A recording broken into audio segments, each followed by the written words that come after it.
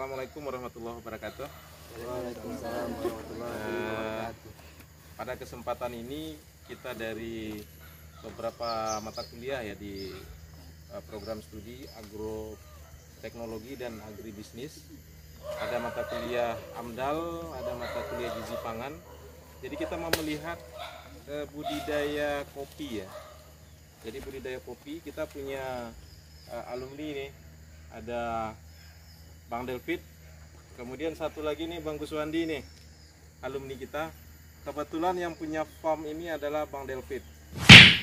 Jadi kita mau tahu nih Bang Delfit, bagaimana proses budidaya nih, mulai dari awal lah, bagaimana cara menyiapkan media tanam, bagaimana cara menanamnya, kemudian bagaimana cara ketika pertumbuhan itu apa yang harus kita berikan. Ini semuanya organik ya Bang Delfit ya? Organik, full organik. Nah ini luar biasanya Delfit Farm ini. Jadi kita suarakan aja ya, namanya Delfit Farm ya. Delfit Farm, mudah-mudahan nanti ya itu namanya ya, mudah-mudahan. Nah, kemudian kita mau tahu nih bagaimana pengembangannya sampai merangsang pembungaan, kemudian pembuahan sampai berproduksi lah. Nah, kita minta Bang Delfit untuk menyampaikan secara singkat aja ya. Nah, nanti kita lihat lagi, ini masih banyak nih beberapa spot. Silakan Bang. Assalamualaikum warahmatullahi wabarakatuh. Di sini dimulai kita menanam kopi ini. Di awal kita membuat kompos dulu. Kompos yang mana? Kalau untuk kompos kita jangan cari yang rumit. Kita manfaatkan bahan bakunya yang ada di tempat kita. Yang kita perhatikan kandungannya. Itu pertama. Yang kedua untuk hormon tumbuh. Di sini kita juga membuat hormon tumbuh. Kita tidak membeli pupuk adik. Kita buat. Sana di sini kita juga manfaatkan untuk campur hormonnya. Yang pertama rebung bambu. Itu bikin mol atau bikin apa? POC? Cara buatnya sama POC Pak. Cuma fungsinya kita untuk hormon. Yang kedua anak pisang. Yang ketiga pakai bawang merah. Bawang merah itu untuk hormonnya. Dan yang kedua untuk KCL-nya, untuk batang sama daun. Yang adik perhatian yang kandungannya. Untuk batang sama daun kita memanfaatkan batang-batangan sama daun juga. Yang ketiga untuk hormon untuk pemicu pertumbuhan bunga. Di sini kita juga pakai organik. Yang pertama bahannya kita memakai namanya istilahnya kayak apa sih lupa namanya Pak. Cuman bahannya kita pakai kuning telur. Kuning telur. PSB. Ya PSB ya. Kuning telur. Pakai micin. Ya PSB. Dan air biasa Pak. Itu kita jemur kita jemur sampai kita berubah warnanya. Untuk pembungaan ya. Pembungaan kita manfaatkan dulu. Jadi apa lagi yang adik-adik untuk apa istilahnya nggak mau kita untuk berkebun gitu. Padahal mulai pupuk, pembuahannya, apa kita ada di semuanya kita. Itulah kita sebagai adik-adik tipper ini, kita ilmunya udah dapat. Jangan kita ilmunya dapat kita pendam. Cuma kita terapkan kita pribadi. Dan bisa juga kita membantu masyarakat kita yang mana awalnya takut dia untuk berkebun biayanya besar. Kita bisa untuk meyakinkannya dengan dasarnya kita sudah mencoba dulu, tapi tanpa kita hanya berbicara aja, sedangkan kita tidak mempraktekkannya, nanti itulah susah untuk meyakinkan masyarakat kita. Mungkin itu Pak. Bang Delfit, ini kira-kira apa kelebihan pupuk organik dibanding pupuk-pupuk yang kita beli di pasaran atau pupuk sintetis? Oke. Ini khusus untuk kopi ya? Iya. Kalau kita pakai pupuk kimia, yang pertama pupuk kimia itu ketergantungan dia. Nanti sekarang kita kasih pertumbuhan membagus, cuman sekian bulan kemudian lagi dia tahunnya kayak gitu. Itu kita harus pupuk lagi. Kalau kita pakai pupuk organik, yang pertama tanah kita subur, kedua tahannya lama, yang ketiga tidak ada efek bagi tanah, malah tambah banyak cacing-cacing tanah itu, tambah banyak rumus tanahnya, bagus tumbuh kita. Kalau kita pakai pupuk kimia, unsur tanah kita tuh udah mengurang. Cacing-cacing yang di tanah tuh udah mati. Nanti mana rumus tanah yang dihasilkan lagi? Nggak ada kan? Nanti itu kita memakai pupuk komposnya, pupuk organiknya.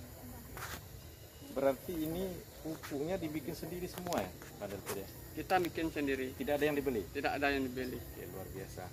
Ini lulusan dari Stiper, yang dua ini adalah lulusan-lulusan terbaik. Kalau ditanya prodinya jangan ditanya ya, beda. Ini lulusan peternakan, yang satu lagi agribisnis, tapi dia budidaya mantap. Artinya untuk melakukan budidaya itu jangan terpaku harus prodi ini enggak, tapi belajar ya. Ini juga kita perhatikan banyak pakai sabut. Ini sabut ini untuk apa nih Bang Delpit? Sabut ini untuk kita fungsikan. Sini di tempat kita, di farm kita ini tempatnya ketinggian. Air ketinggian, nanti di saat jarang hujan kita kewalahan kalau kita menyiram, sedangkan air untuk menyiram air untuk kita susah sendiri, apalagi kita menyiram. Nah, nanti itu kita memanfaatkan sabut. Sabut ini ada 3 fungsinya bagi kita. Yang pertama untuk penahan tanah. Nanti kalau kita dapat piringan kayak gini, saat kita memupuk tanahnya, pupuknya habis ke bawah, itu maka kita gitu untuk sabut. Dan sabut ini bisa berfungsi untuk penahan air. Di saat musim kemarau, sabutnya ini bahasa kitanya lombok. Berarti Mosa atau apa ya? Artinya apa nih fungsinya ini? untuk penahan air. Penahan air. Dan airnya ini dikeluarkan sudah sabut. Dan sabut ini mengandung KCl. KCl fungsinya batang sama daun. Berarti airnya itu dikeluarkan misal untuk pupuk lagi tanaman kita. Itu kita fungsikan sabut itu. Oke. Ini sudah ada kopinya yang sudah jadi nih Bang Delpit. Alhamdulillah juga ada, produk kita sudah ada. Sudah bisa minum kopi kita nih. Kalau untuk seduh belum. Cuman kita tunggu ini. Kita tunggu. Mudah-mudahan nanti sampai produk jadi ya. Nanti kalau BIM-nya sudah ada, kita buat. Mudah-mudahan video berikutnya kita sudah bisa minum kopi ini. Alhamdulillah kita pengen memberdayakan ini buat KPP kecil di sini, begitu nggak kita buat Iya. kawah daun kata bapak tadi, kita coba. Sip. Bang Guswandi, silakan, ada yang mau ditambahkan ini untuk kopi kita ini? Untuk kopi ya, saya rasa produk kopi memang tidak harus mentok di hasil yang kita jual ke tengkulak ya. Kita harus bisa memproduksi kopi yang langsung bisa kita seduh, kita minum. Nah, sekarang ini kan produk kopi sudah banyak. Tentu untuk menyaingi pasar kita harus membedakan produk kita dengan produk orang lain. Nah, salah satunya mungkin dengan nanti produknya bisa di kopi wangi ya kan, dengan aroma yang lain. Atau masih banyak yang tidak suka dengan kopi. Nah, bagaimana caranya supaya masyarakat yang tidak suka kopi ini bisa dengan inovasi yang terbaru bisa menyukai kopi. Ini Bang Guswandi ini orang teknologi tepat guna nih. Ya. Mantap. Oke, lanjut. Berbagai aroma dan juga rasa yang disukai oleh peminat yang tadinya tidak suka kopi jadi suka dengan kopi. Ya. Secara kopi itu sebenarnya tidak terlalu merugikan ya kan. Kan identiknya itu kopi dengan merokok kan nggak harus seperti itu. Iya. Mindsetnya seperti itu yang harus kita rubah. Dan itulah tugas kita sebagai alumni dan juga mahasiswa dari pertanian untuk mengembalikan mindset bahwasanya perkebunan ini itu memiliki manfaat baik untuk kesehatan kita dan juga untuk ekonomi masyarakat. Ya. Terima kasih Bang Guswandi. Cuman sedikit nih untuk Bang Delpit. Ini lokasi kita apa namanya? Di masa sejarah Pak. Ada daerah ketinggian puncak apa, atau nama jorong atau nama kampungnya di sini apa? Di sini terletak di daerahnya di Jorong Pematang Anjung, Nagari Muaro dan Kabupaten Sinjung. Enggak ada ya nama kerennya istilahnya. Oh, kok di Kelok itu atau di puncak ini atau di apa gitu, enggak ada. Itu di nama daerahnya Pakuanau Pak. Apa? Pakuanau. Pakuanau. Pakuanau nama daerahnya. Paku atau Paku? Pakuanau. Pakuanau. Kan bisa ya puncak Pakuanau, kan gitu, bisa lebih untuk brandingnya ya, branding nama. Kebun kopi Pakuanau. Saya pikir itu lebih bisa mengalahkan juga nanti kopi Payo, puncak Payo di Solo. Sekarang sudah go internasional. Nah, kopi apa tadi namanya? Pakuanau. Nah, kan bisa ya, bisa bikin branding itu bisa. Pakuanau, kopi Pakuanau, tapi jangan cuma satu lahan. Alhamdulillah kita sekarang proses kita udah nambah 2 lokasi lagi kita buka. yang di sana di dekat sini, yang kedua kita dekat Perumnas Soto Indah. Nah itu nanti sudah kita tanam, nanti kita bawa adik-adik sana, nanti kita bawa adik belajar buat pupuk, cara perawatan, nanti kita belajar di sana.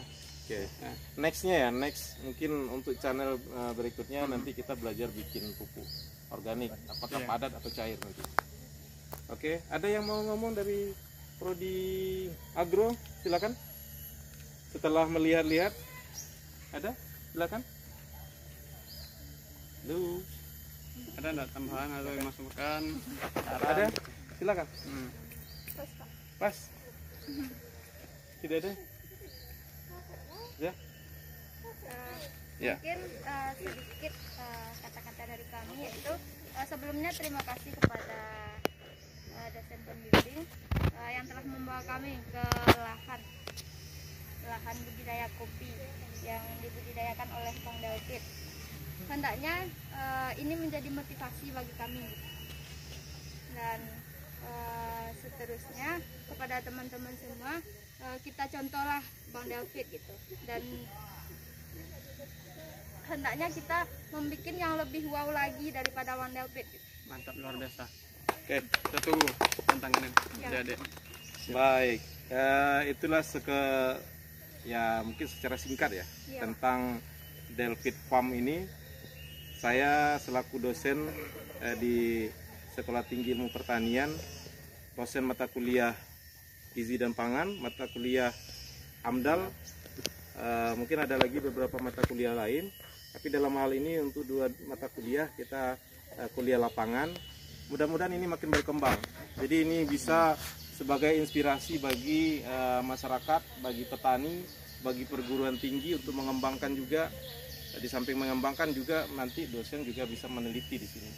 Mudah-mudahan ini bisa berkembang ya, Bang David, Bang Guswandi. Nanti berikutnya kita lihat juga tempatnya Bang Guswandi nanti. Oke, hanya itu yang bisa kita sampaikan. Alhamdulillah. Assalamualaikum warahmatullahi wabarakatuh.